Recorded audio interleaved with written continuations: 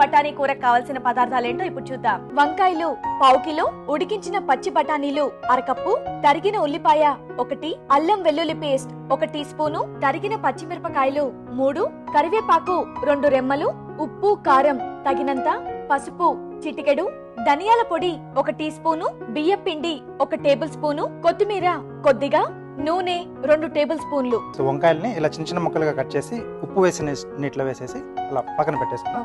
So ముందుగా కొద్దిగా నూనె, ఉల్లిపాయ ముక్కలండి, కొద్దిగా అల్లం వెల్లుల్లి పేస్ట్, నిలువుగా చేసుకున్న పచ్చిమిరపకాయలు.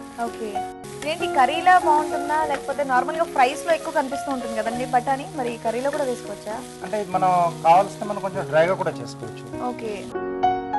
కొద్దిగా వేగిన తర్వాత వంకాయ ముక్కలండి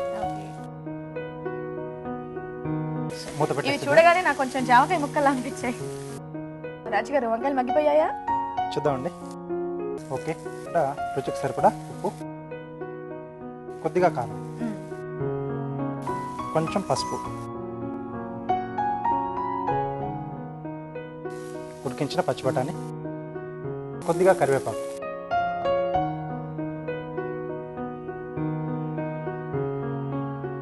కొంచెం నీళ్ళు. ఓకే, సో కొద్దిగా మనకు అలా మరుగు వస్తే సరిపోతుంది. సో ఇక్కడ గ్రేవీ బేస్ కోసం ఏంటంటే మనం వరిపిండి బియ్యం పిండి వాడుతున్నాం. దీంట్లో కొద్దిగా నీళ్ళు పోసుకొని ఉండలు లేకుండా కలిపేసుకోవాలి. ఓకే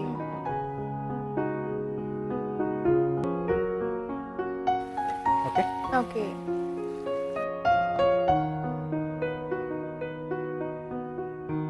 ధనియాల పొడి. ఓకే అండి.